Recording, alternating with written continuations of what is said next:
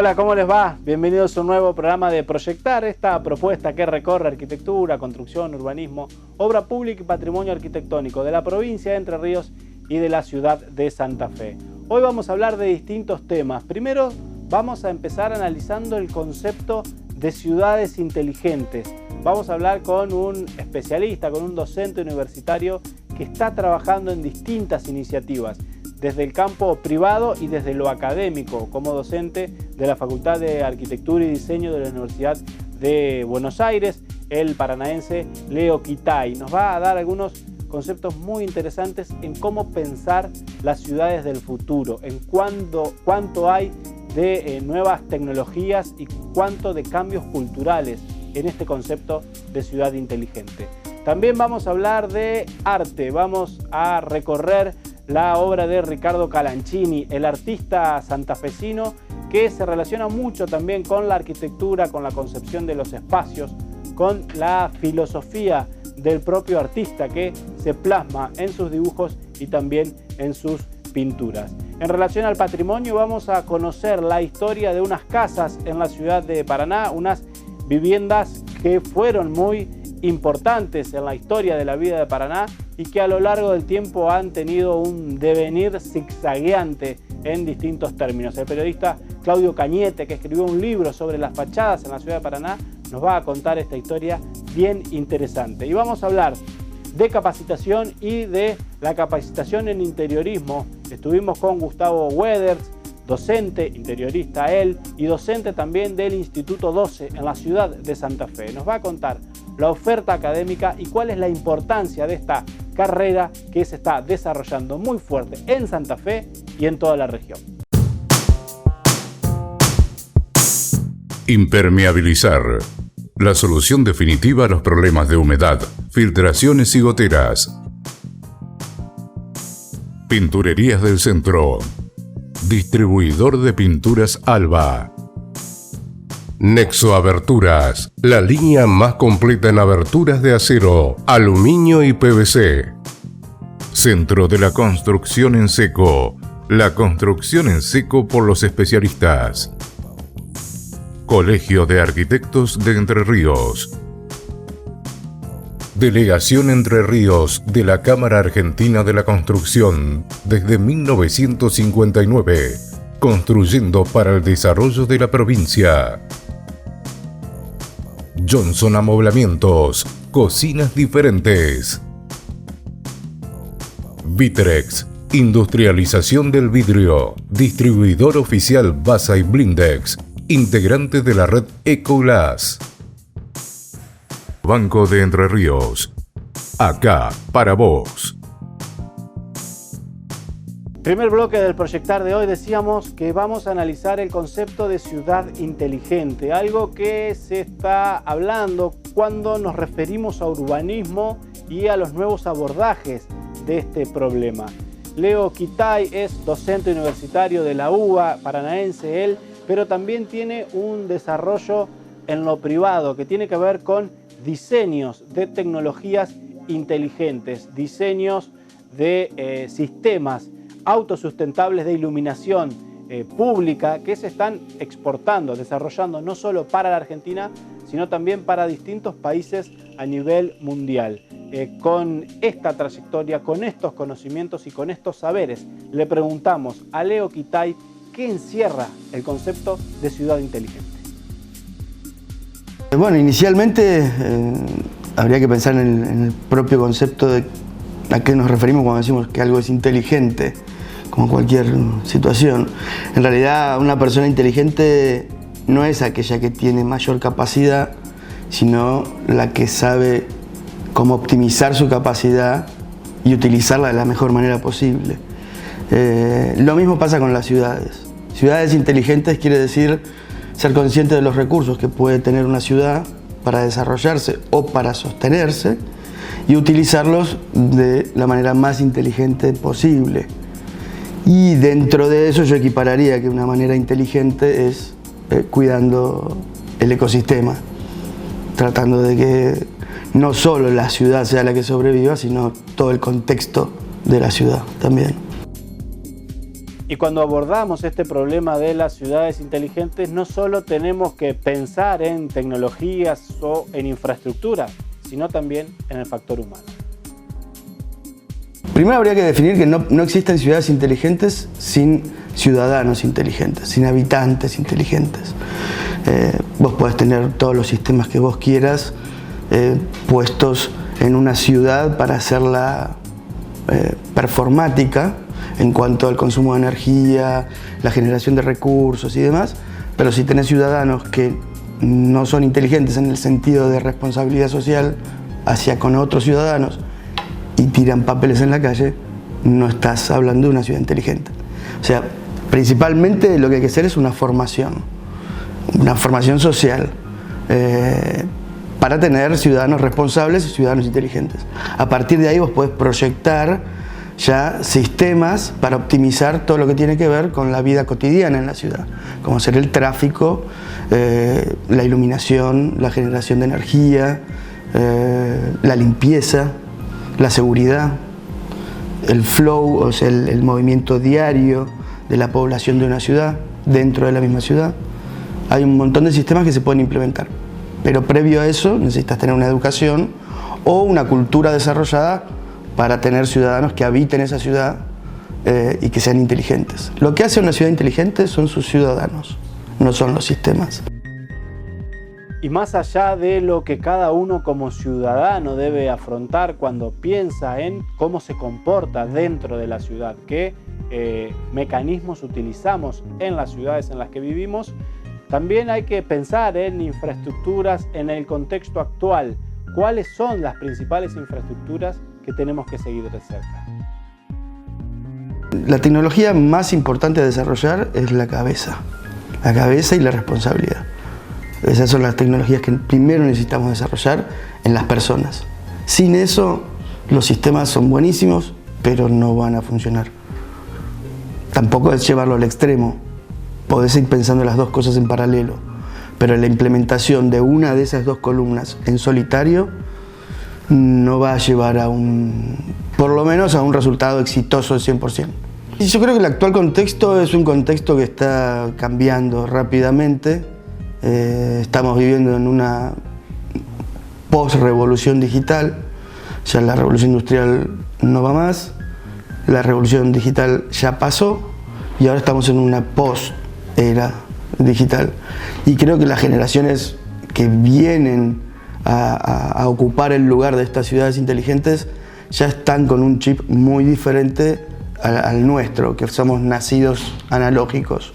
Ellos son nacidos digitales, ven al planeta de otra manera, en su gran mayoría, y ya tienen como un chip mucho más acorde a lo que se plantea en Smart Cities. Y si hablamos de tecnología y si hablamos de ciudad, tenemos que pensar que en los últimos años hay un dispositivo que se impone en la manera en que nos movilizamos en la ciudad, que tiene que ver más con la comunicación, pero que hoy en día es un factor fundamental, como son los teléfonos móviles. Nos metemos en otra área, en un área de comunicación y de interacción humana. Y está buenísimo lo que planteas porque las ciudades inteligentes sin la interacción humana no sirven para nada. Una ciudad es ciudad porque aúna a un grupo de gente determinado que se propone vivir bajo determinadas paradigmas, ¿sí? Si la interrelación humana no se da, todo empieza a perder sentido y es simplemente una cuestión de agrupación geográfica. Las ciudades proponen identidades. Paraná tiene una identidad específica, la ciudad de Buenos Aires tiene otra identidad específica y tiene que ver con las cualidades y los desafíos y las metas que tienen los habitantes de esas ciudades. Si vos no lográs tener una interrelación, esa identidad no se va a generar y lo único que vas a tener son ciudades como aglutinación de habitantes. Entonces, en ese sentido, todo lo que nos interfiere en los celulares y estas autopistas de comunicación, lo tenemos que tratar de regular. El tema es que la regulación muchas veces, mal entendida, es una mala palabra. Yo creo que las generaciones nuevas, de alguna manera, tienen que empezar a darse cuenta que no es lo mismo estar reunidos en un grupo de WhatsApp que, por ejemplo, estar reunidos en una peña.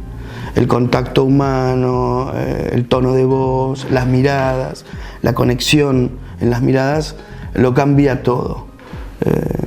De hecho, nosotros en la Facultad de Diseño, el primer año, no se usan las herramientas digitales como en las computadoras, se hace todo a mano, porque hay una sensibilidad muy diferente entre agarrar un lápiz y gestionar una idea a través del brazo y el lápiz, en cómo baja la idea del cerebro a la ejecución. Es muy diferente que si operás a través de una herramienta.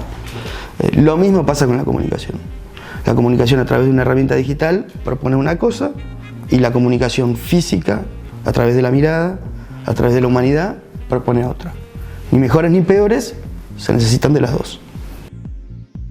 Y si hablamos de urbanismo y hablamos de comunicación y de interacción en los ciudadanos, otro concepto que no podemos dejar de atender es el de los espacios públicos. ¿Cuán importantes son en este contexto? Sí, porque los espacios públicos proponen esa interacción.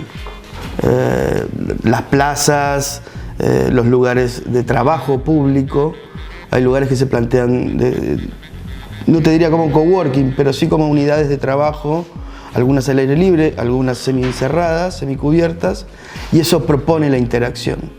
Dentro de lo que es ciudades inteligentes, la mirada casi siempre está puesta en los recursos y la optimización.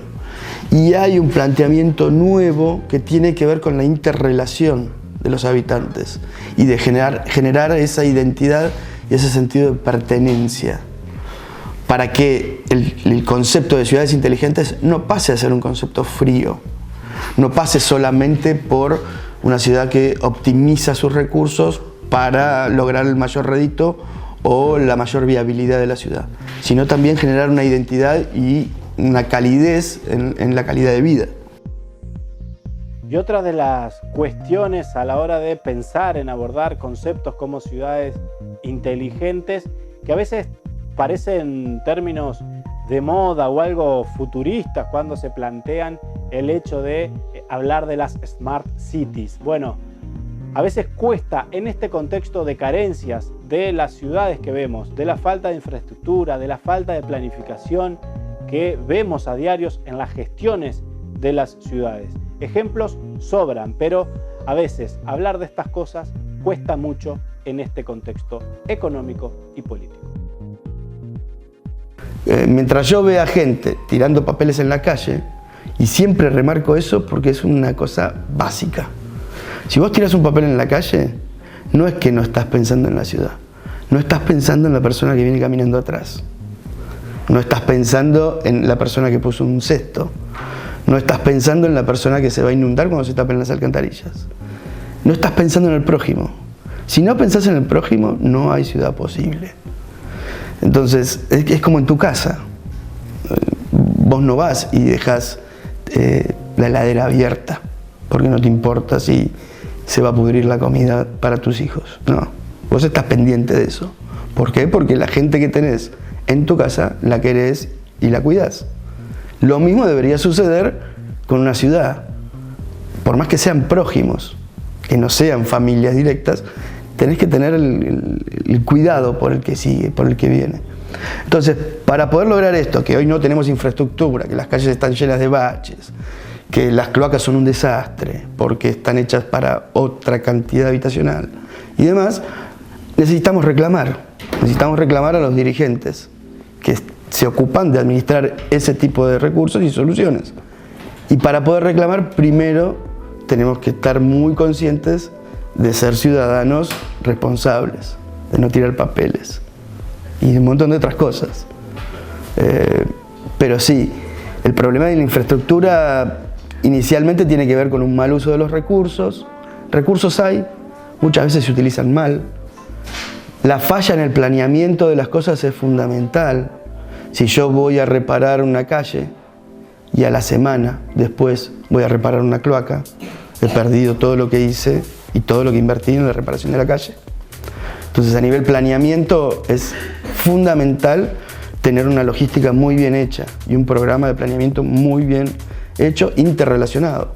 Obras sanitarias tienen que estar conectados con vialidad, tienen que estar con ENERSA, todos tienen que estar interconectados en un plan general. Porque si no te va a pasar que arreglas una cloaca o arreglas una calle, a la semana rompen para arreglar la cloaca, a la otra semana tapan para el bache y nunca vas a tener la calle bien. Nunca. Lo mismo pasa con la electricidad, con los servicios que tienen que llegar a otros barrios, etcétera, etcétera. O sea, optimizar los recursos. Argentina yo creo que está en una situación que más recursos no va a tener a nivel económico, porque está muy complicada. No es que no tiene recursos, tiene los que tiene y no puede pedir más. Entonces lo que tiene que hacer es ser muy inteligente en cómo los usa. Y eso, en los dirigentes que tenemos, yo no lo veo muy reflejado. No digo que sea por corrupción, sino que digo que es porque no están optimizando el uso de esos recursos. Y muy interesante los conceptos que el docente universitario Leo Quitay, diseñador, docente de la UBA, desarrollador de tecnologías que tienen que ver con sistemas de iluminación autosustentables que a través de la energía solar pueden funcionar sin otras infraestructuras. Esto se está desarrollando no solo en Argentina a través de la empresa que integra Quitay, sino también en distintos puntos del mundo. Tecnologías que se van incorporando a las ciudades y que sin duda los especialistas ya están desarrollando hoy en día. Por eso queríamos abordar este tema en el Proyectar del día de hoy. En el bloque siguiente vamos a hablar de otras cuestiones, pero seguimos recorriendo temas de la arquitectura aquí en Proyectar.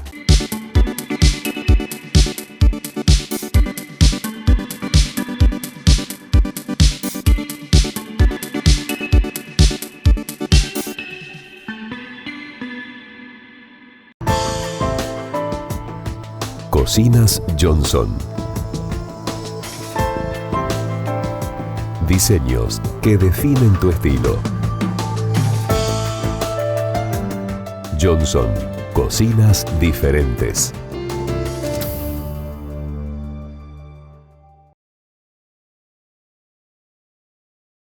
Cámara Argentina de la Construcción, Delegación Entre Ríos, desde 1959, construyendo para el desarrollo de la provincia. Encontranos en www.cac-medioentreríos.org.ar o en nuestras redes sociales.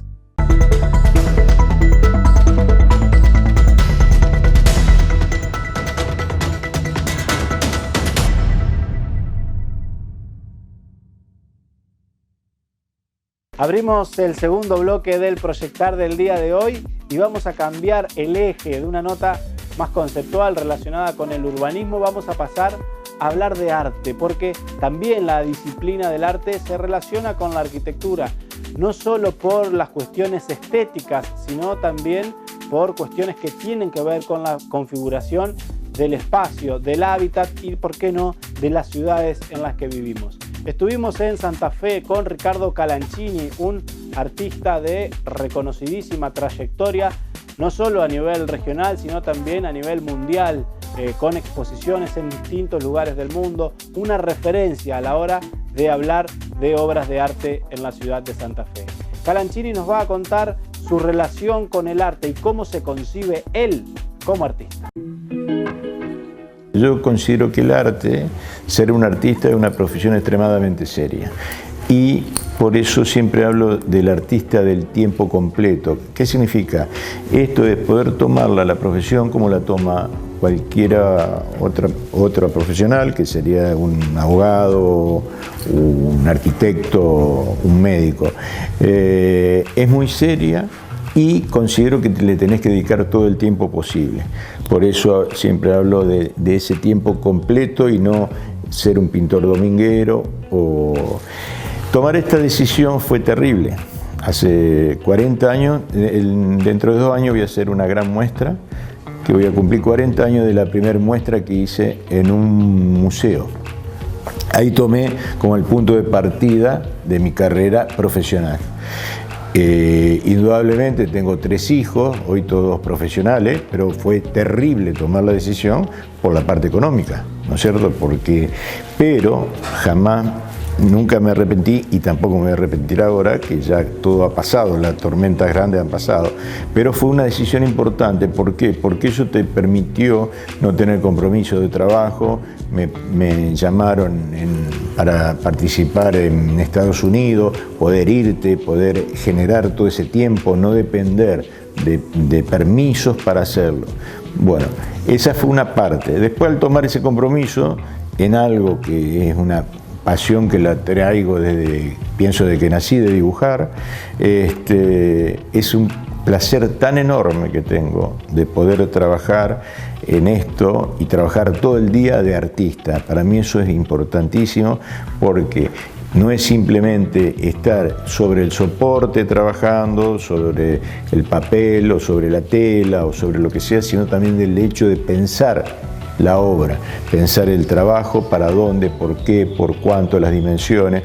Por ejemplo, en esta galería, que es un espacio importantísimo en la ciudad, una galería relativamente joven pero hermoso lugar, que se llama May, cuando yo vine y hablé con Diana, la propietaria, vimos las paredes y realicé las obras en base del espacio, no traer 4 obras que tenés o así más o menos.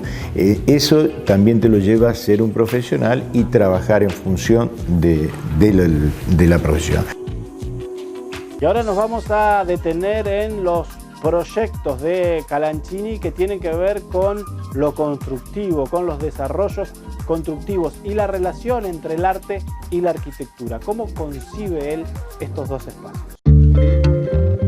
Me encargué de participar mucho con grupos de arquitectos, estar presente en muchos complejos, tener una relación con la realidad de la construcción, por ejemplo, la necesidad de la gente. Las obras mías son de gran formato, puedo dibujar desde chiquito a enormes obras. En este momento estoy con un proyecto muy lindo para una casa de acá de Santa Fe, que es un cuadro de más de 4 metros, para una casa, más de 4 metros por 3 metros 60, qué sé yo. Y entonces eso también te lo da haberme parado como profesional y estar en contacto con todo este grupo de gente. Yo creo que son primos hermanos que tienen un punto en común, que es la estética y la colaboración. A mí me gusta más que la gente venga y vea una obra y compren esta. Yo prefiero ir a la casa, ver la luz, ver el espacio que tiene, las dimensiones y trabajar en base a eso. ¿Por qué? Porque no cualquier obra va en cualquier espacio. Entonces, en la galería por ahí está el gusto. Estoy hablando de una obra importante, a lo mejor una obra de 50 por 70 puede ir en cualquier lugar. Una obra hoy, por ejemplo, para un country o un departamento donde hay mucho vidrio, donde hay una pared, donde va un sillón y enfrente necesitas una obra de una determinada, de determinado tamaño y de determinados colores, ¿me entendés? Entonces, yo ya sé lo que hago, no voy a hacer algo con respecto al cortinado, pero sí necesito que la persona que habite con mi obra, que va a durar muchos años, esa obra, tenga el mismo grado de felicidad que cuando yo la hice para ese lugar. Y ahora nos vamos a detener en el contenido de la obra de Calanchini, los conceptos que se repiten a lo largo de esta larga trayectoria. La concepción del hombre, del ser, la complejidad de la soledad del ser en la sociedad actual. Yo comencé como, ya vuelvo a decir, hace 40 años como dibujante, y si se vería todo el correlato de la obra, tendría una coherencia total. Nada no se ha modificado, se han modificado colores que antes no estaba con el dibujo, tamaños quizás, porque con el dibujo tenés limitaciones, pero el significado es siempre el mismo, es la soledad del ser y sus circunstancias. Hay elementos que aparecen siempre, el equilibrio que está visualizado por una plomada, bueno, todo el plano arquitectónico que hago, que también uno no es que copia, sino que todos tenemos en la arquitectura, en la literatura, en lo que sea, tenemos grandes referentes que nos han marcado. Bueno, a mí me han marcado Escher, me ha marcado Dalí, Magritte, varios artistas. Entonces no es que uno los copia, sino yo digo que es como que uno lo está homenajeando mientras, como están tan impresos en uno, es que aparecen solos. Y ahí, bueno, hay una serie de las ciudades invisibles que aparece Italo Calvino basado en el libro de él, pero tiene mucho que ver con Escher, porque hay un juego de escaleras medio que suben y bajan, pero no es que uno refleja lo de Escher, sino que está metido adentro de Escher de uno. Y en este sentido, en esta mirada filosófica de la soledad del hombre actual, la ciudad también juega un rol fundamental.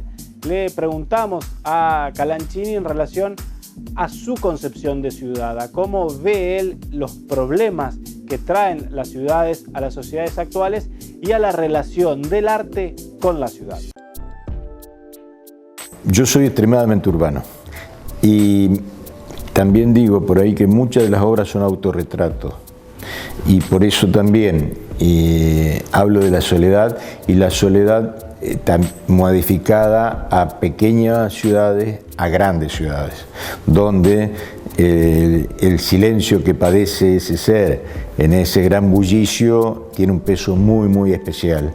Y en una serie que comencé en los años 90 y algo, eran todos hombres muy pequeños, pero también era porque se había roto esa escala urbana con los grandes edificios que pude ver en Europa o en Estados Unidos, más que nada en Estados Unidos.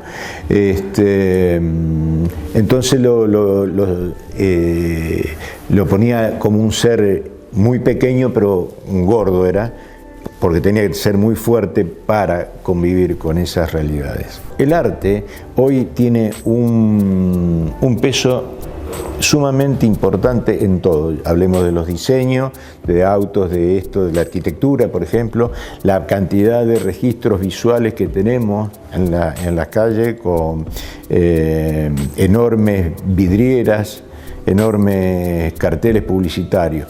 El arte también se incorpora permanentemente en todo. Hoy en día hay un gran movimiento en esta ciudad de muralistas, de grafiteros vendrían a ser, pero cumplen lo que eran los muralistas. Chicos jóvenes o no tan jóvenes, pero que tienen una evolución enorme y están plasmando o contando historias de la ciudad o de parte de la ciudad que otros no lo conocían. Creo que el arte es fundamental.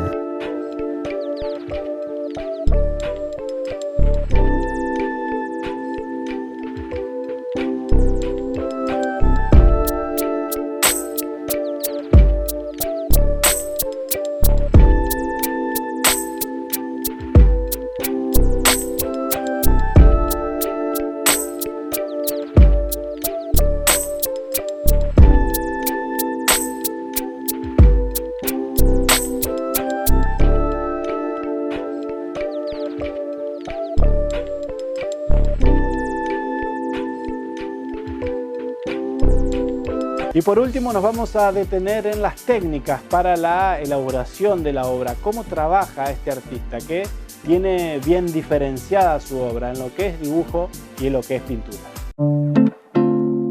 Tengo dos estudios y en los dos estudios tengo de todo porque siempre me gustó tener mucho material, cosa de poder trabajar. Y tengo preparado para dibujar y para pintar. Entonces, como me levante cada día, trabajo. Siempre trabajo en 3 o 4 obras a la vez, entonces puedo ir intercalando. La pintura es mucho más libre que el dibujo. El dibujo tenés que estar totalmente limpio el espacio, no se puede borrar, tiene que ser extremadamente prolijo. Entonces, por lo general dibujo tantas horas, después salgo a tomar, ando mucho en moto, entonces salgo a tomar un café y vuelvo y pinto, como que es otra manera de liberarte. Pero insisto, porque en mi caso, porque en el dibujo soy muy meticuloso en pequeñísimo detalle, en cambio en la pintura puedo liberar en lo que yo hago,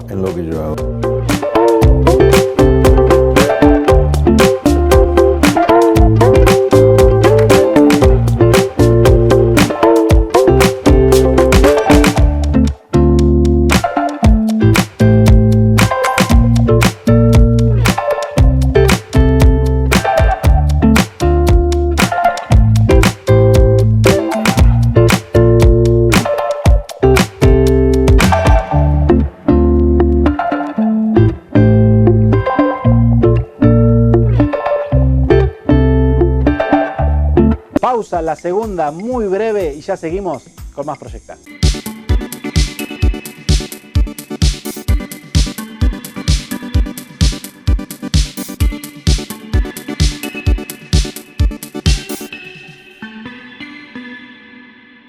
Vos que sos comerciante, emprendedor, profesional o tenés un oficio, ¿qué recomendás para vender más? QR, ¡claro! No pierdas la oportunidad de hacer crecer tu negocio. Solo tenés que pedir tu QR en bancoentrerrios.com.ar/cobrar con QR. En viviendas, oficinas, locales comerciales, edificios institucionales, espacios públicos, en la ciudad o en el campo, en pequeñas o grandes obras, un arquitecto proyecta y con ello contribuye a mejorar la calidad de vida de las personas.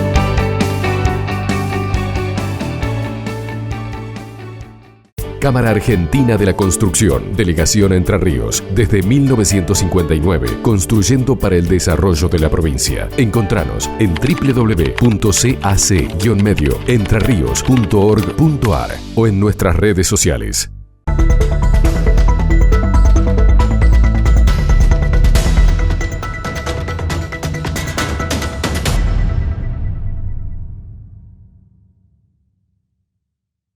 Tercer bloque de Proyectar, vamos a hablar de patrimonio y vamos a hablar con Claudio Cañete, periodista, escritor, autor de Cornisas, el lado oculto de Paraná, un libro que recorre las fachadas de la ciudad de Paraná con sus diferentes características, con sus diferentes historias, elementos, morfología, símbolos que encontramos. Aquí en Proyectar hemos dedicado muchos programas a estas cuestiones, a levantar la mirada, a empezar a leer la ciudad y a valorar el patrimonio que tenemos en nuestras ciudades. En este caso nos vamos a dedicar a la ciudad de Paraná.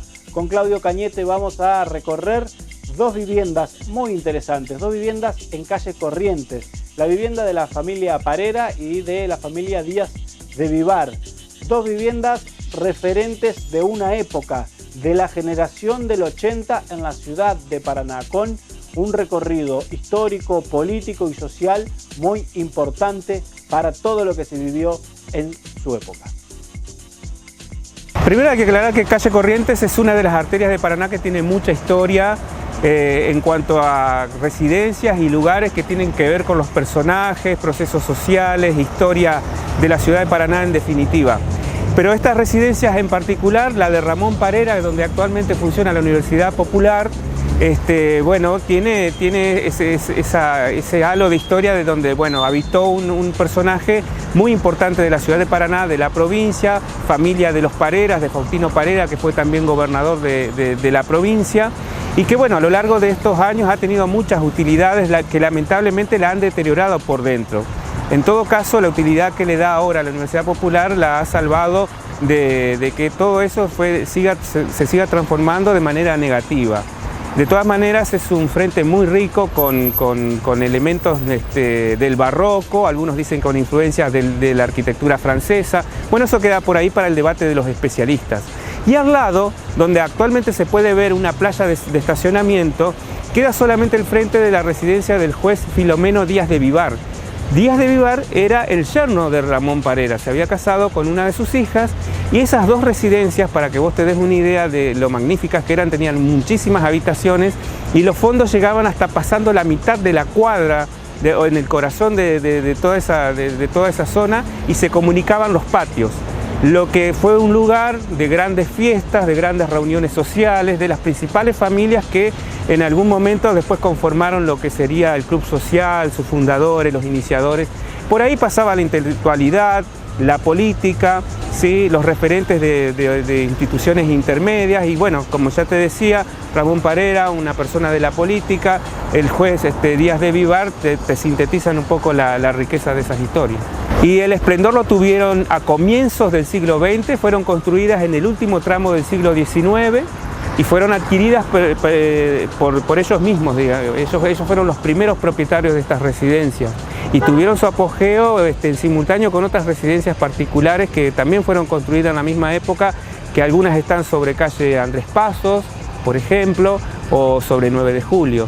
Y otras por ahí ubicadas también aquí en el microcentro de la ciudad de Paraná. Y esa fue la época de esplendor que tuvieron, porque digamos, bueno, por supuesto, las disfrutaron sus propios dueños y era el centro de atracción, era lo más importante que pasaba por ahí la sociedad paranaense. Y si vemos estas dos viviendas, en las dos fachadas vamos a ver los símbolos de la importancia que han tenido como construcciones arquitectónicas, lo que encierran estas dos fachadas. Una, la que ocupa actualmente la Universidad Popular, mejor conservada, y la otra, donde funciona una cochera y que tiene también una historia muy particular, se ve un ejemplo de lo que no hay que hacer con el patrimonio local. Más allá de las normas que resguardan estos bienes patrimoniales, la intervención muchas veces de los propietarios no son las más felices. Acá tenemos un claro ejemplo de cómo a los bienes patrimoniales se los debe tratar de alguna manera y cómo no se deben intervenir estas obras. Data de la misma época de la casa de Parera, con los mismos estilos arquitectónicos, o por lo menos las tipologías en el frente, y en el 2003 trascendió a los medios esta cuestión porque al pasar a una propiedad privada y que se iba a disponer de que iba a ser una playa de estacionamiento, la municipalidad y los mismos familiares o descendientes de Díaz de Vivar se movilizaron para evitar la demolición de la casa. Bueno, no pudieron evitar eso, pero como el inmueble está protegido bajo las ordenanzas municipales de que es patrimonio arquitectónico, bueno, los propietarios de la playa de estacionamiento conservaron la fachada, por lo menos en una gran parte, digamos, como para respetar en esa medida la ordenanza. Pero bueno, hoy lo que ha quedado es una suerte de despropósito, digamos, como quien dice, porque bueno, no está muy cuidado y está pintado, o sea, se ha intervenido de una manera por ahí, bueno, cuestionable, digamos, pero bueno, es así un poco la suerte que pasan muchas residencias o muchos lugares históricos de acá de la ciudad de Paraná. Es evidente, eso fue lo que ocurrió. En un primer momento, por lo menos, no se había intervenido de esa manera de pintarlo, ¿no? De directamente tapar los materiales originales o incluso introducirle cartelería. Pero bueno, esa fue la suerte que corrieron estas dos viviendas que en algún momento, como yo decía, sintetizaron un poco ese apogeo de lo social a comienzos del siglo XX, digamos, esa suerte de esplendor de lo que generó la generación del 80 a fines del siglo XIX. Presenta en forma exclusiva el siguiente espacio. Colegio de Arquitectos de Entre Ríos. El próximo miércoles 16 de octubre, a partir de las 10 horas, se va a realizar en el Salón de los Colegios de Paraná el Seminario Provincial de Jurados y Asesores del Concurso. La actividad se titula Alcance Territorial y Posibilidades que brinda el sistema de concursos para la contratación de tareas profesionales. Actividad gratuita destinada a matriculados que pretendan formar parte del cuerpo de asesores y jurados del concurso del Colegio de Arquitectos de la provincia. También se llama a elecciones para la renovación de autoridades y distintos cuerpos del CAPER. La normativa establece la obligatoriedad de la participación de estas instancias de formación para los aspirantes de asesores y jurados de concursos del colegio. Hablando de concurso, el grupo de trabajo ya se encuentra abocado para realizar las bases del concurso provincial de anteproyectos para el edificio del Instituto Autárquico Provincial del Seguro de Entre Ríos. El concurso se va a realizar en el mes de noviembre, se va a regir por el reglamento de FADEA, que es entidad auspiciante, y se va a otorgar un premio de 718.000 pesos que se va a aplicar en conceptos de el pago a cuenta de honorarios del anteproyecto. El segundo premio será de 350.000 pesos y el tercer premio de 187.000 pesos. Presentó en forma exclusiva Colegio de Arquitectos de Entre Ríos. Y vamos a una pausa, pero antes de ir a la pausa te recordamos que en nuestras redes sociales vamos a estar sorteando un ejemplar del libro de Claudio Cañete, al que recién recorríamos parte de ese libro en una de las notas que hicimos con el periodista y escritor, el libro Cornisas, el lado oculto de Paraná. Un libro que recorre el patrimonio arquitectónico de la ciudad de Paraná, un libro de 600 páginas con fotografías e historias de los principales edificios patrimoniales de la ciudad de Paraná. Para nosotros, importante regalar para los televidentes de Proyectar un libro como este, que resume parte de lo que vamos recorriendo semana tras semana aquí en Proyectar. Así que entra a nuestras redes sociales, Facebook, Instagram, Twitter, y allí van a estar las consignas para inscribirse en el sorteo del libro Cornisas de Claudio Cañete. Pausa y ya seguimos con más Proyectar.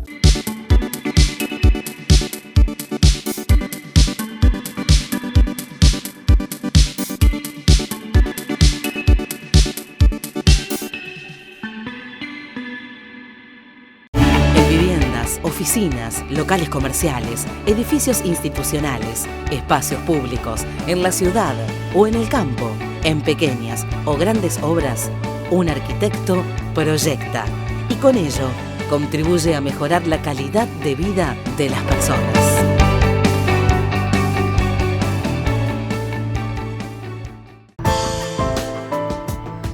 Cocinas Johnson.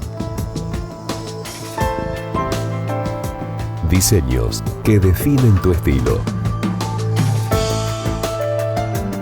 Johnson, cocinas diferentes.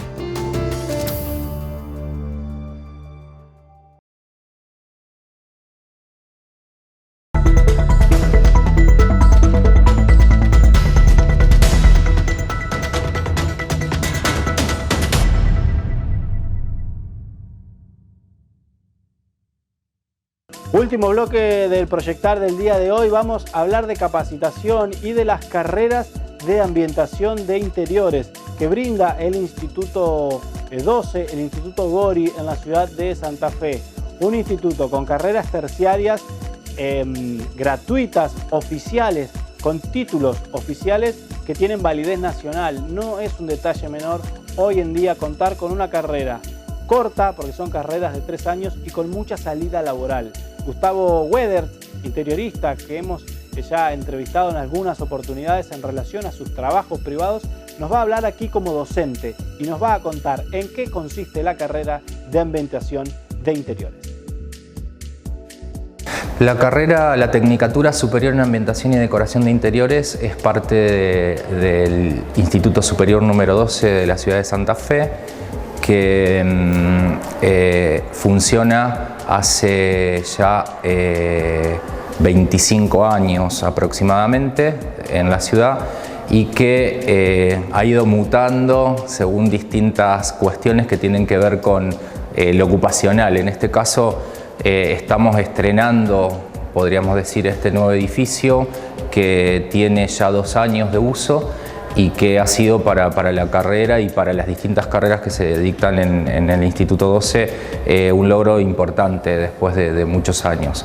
Tener en cuenta que es una carrera totalmente gratuita, que es una carrera provincial, que el título tiene validez nacional, y que son 3 años de cursado donde los alumnos van a poder de alguna manera vivenciar un poco lo que significa esto del diseño de interiores.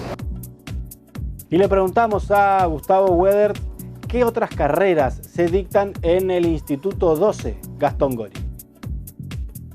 El instituto está formado por 6 carreras. Esas carreras son archivística, bibliotecología, que fue la carrera primaria, digamos, la que originó la institución como escuela de bibliotecología primero. Museología, que es muy nuevita, tiene 3 años recién. Y por otro lado, 2 patas fuertes que son la comunicación social, la tecnicatura en comunicación social y la locución, que la carrera de locución tiene el convenio con el ISER, así que para nivel nacional es sumamente importante también. Convivimos en este edificio bastante nuevo y la verdad que eso de poder convivir es sumamente importante, así como difícil también, porque son por ahí visiones distintas, pero es sumamente interesante e enriquecedor poder compartir y poder trabajar interdisciplinariamente en muchas cosas.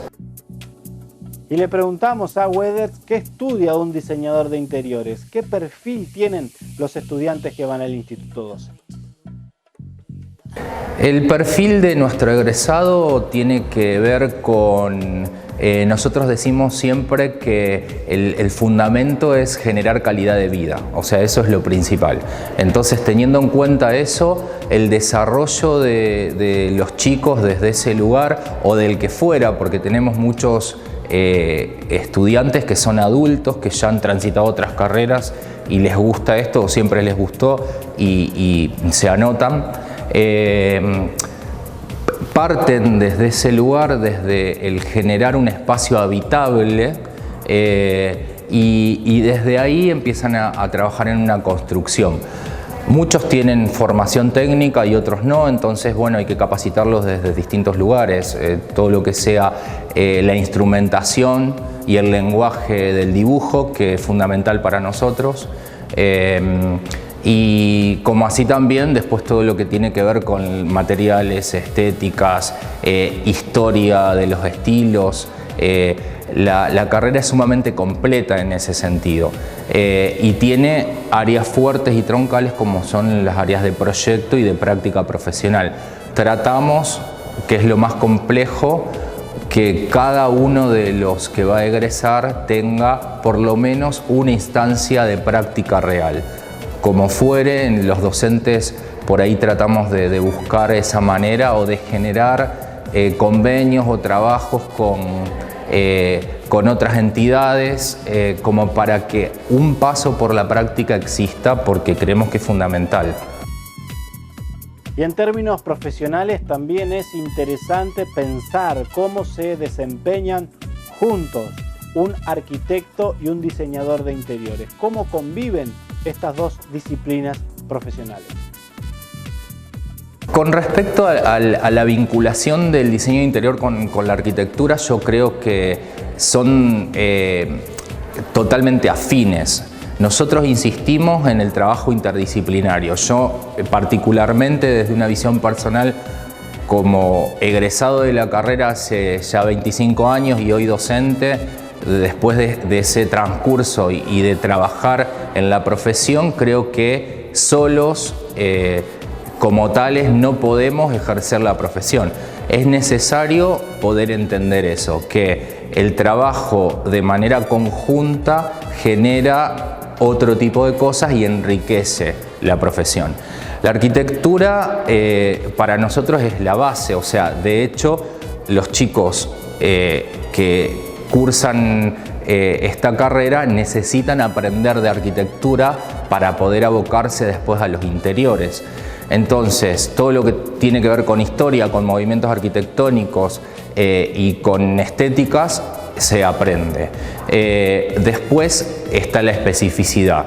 Nuestra especificidad tiene que ver con el reconocimiento de esas estéticas para poder desarrollarlas, con el manejo absoluto de los materiales de la iluminación, de la vinculación exterior-interior y también con el uso del color, que para nosotros es una pata fuertísima y fundamental. O sea, manejar la paleta, la teoría del color como tal, como base, pero también cómo aplicar esa teoría del color a interiores es fundamental.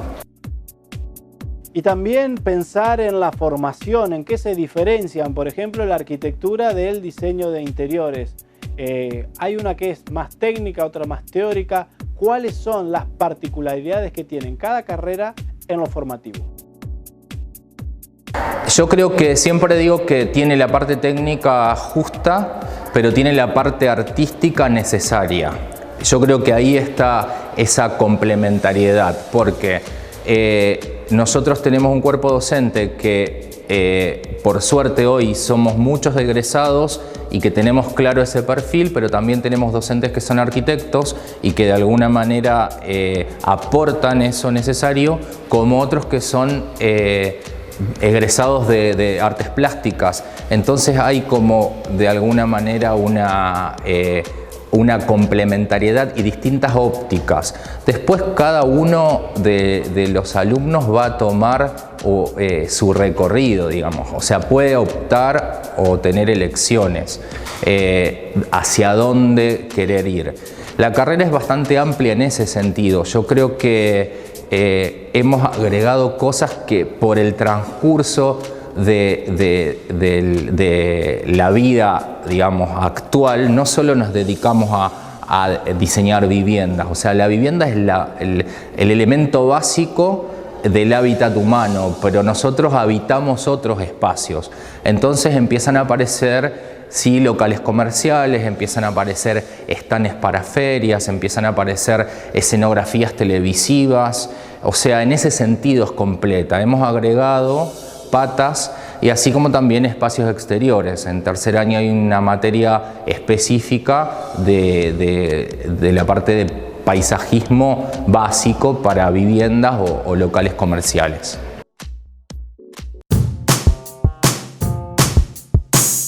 Impermeabilizar. La solución definitiva a los problemas de humedad, filtraciones y goteras. Pinturerías del Centro. Distribuidor de pinturas Alba. Nexo Aberturas, la línea más completa en aberturas de acero, aluminio y PVC. Centro de la construcción en seco. La construcción en seco por los especialistas. Colegio de Arquitectos de Entre Ríos. Delegación Entre Ríos de la Cámara Argentina de la Construcción desde 1959, construyendo para el desarrollo de la provincia. Johnson Amoblamientos, cocinas diferentes. Vitrex, industrialización del vidrio, distribuidor oficial Basa y Blindex, integrante de la red Ecoglass. Banco de Entre Ríos, acá para vos. Cerramos el proyectar de hoy. Esto fue todo por este programa de la semana. Agradecemos el premio que hemos ganado la semana pasada de la Asociación Entrerriana de Telecomunicaciones como mejor programa educativo. Han reconocido la trayectoria, el trabajo profesional que viene haciendo Proyectar en el sector de la construcción y de la arquitectura, muy ligados a la educación. El valor de las carreras, hablar con los profesionales, con docentes, también rescatar las historias de los lugares a través del patrimonio arquitectónico. Todos los conceptos que semana a semana en Proyectar intentamos, tratando de educar al televidente. Esa es parte de nuestra misión. Por eso nos enorgullece mucho este premio que hemos logrado de todo el equipo de personas que trabaja en Proyectar. Tenemos que agradecer a cada uno de los que trabajamos en Proyectar y también a todos los auspiciantes que a lo largo de estos 4 años nos han acompañado en esta propuesta. Tenemos que agradecer a los profesionales, arquitectos, ingenieros, maestros mayores de obra, trabajadores de la construcción y a todo el sector de la arquitectura y de la construcción que nos brindan sus saberes, nos cuentan sus experiencias y nos vuelcan sus historias que enriquecen los programas que semana a semana traemos aquí a la pantalla de Canal 9. Así que agradecer, decir un gracias bien grande por este premio, que es un reconocimiento, un mimo profesional que nos pone muy contentos y nos da más fuerzas para seguir. Nosotros nos reencontramos la semana que viene a las 14:30 aquí en la pantalla de Canal 9.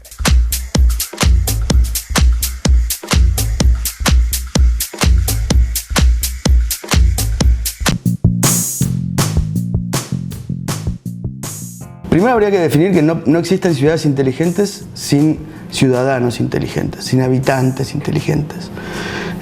Vos podés tener todos los sistemas que vos quieras puestos en una ciudad para hacerla performática en cuanto al consumo de energía, la generación de recursos y demás, pero si tenés ciudadanos que no son inteligentes en el sentido de responsabilidad social hacia con otros ciudadanos y tiran papeles en la calle, no estás hablando de una ciudad inteligente. O sea, principalmente lo que hay que hacer es una formación social. Y es muy importante también haber inventado, entre comillas, esta profesión que no es de una necesidad imperiosa que tiene la gente, también cómo poder vivir de ello, cómo comercializarla. Entonces, bueno, también me encargué de participar mucho con grupos de arquitectos, estar presente en muchos complejos, tener una relación con la realidad de la construcción, por ejemplo, la necesidad de la gente. Las obras mías son de gran formato, puedo dibujar desde chiquito a enormes obras. En este momento estoy con un proyecto muy lindo para una casa de acá de Santa Fe, que es un cuadro de más de 4 metros, para una casa, más de 4 metros por 3 metros 60, qué sé yo. Y entonces eso también te lo da haberme parado como profesional y estar en contacto con todo este grupo de gente. Calle Corrientes es una de las arterias de Paraná que tiene mucha historia en cuanto a residencias y lugares que tienen que ver con los personajes, procesos sociales, historia de la ciudad de Paraná en definitiva. Pero estas residencias en particular, la de Ramón Parera, donde actualmente funciona la Universidad Popular, bueno, tiene ese halo de historia de donde, bueno, habitó un personaje muy importante de la ciudad de Paraná, de la provincia, familia de los Pareras, de Faustino Parera, que fue también gobernador de la provincia, y que, bueno, a lo largo de estos años ha tenido muchas utilidades que lamentablemente la han deteriorado por dentro. La carrera, la Tecnicatura Superior en Ambientación y Decoración de Interiores es parte del Instituto Superior número 12 de la ciudad de Santa Fe, que funciona hace ya 25 años aproximadamente en la ciudad y que ha ido mutando según distintas cuestiones que tienen que ver con lo ocupacional. En este caso, estamos estrenando, podríamos decir, este nuevo edificio que tiene ya 2 años de uso y que ha sido para la carrera y para las distintas carreras que se dictan en el Instituto 12 un logro importante después de muchos años.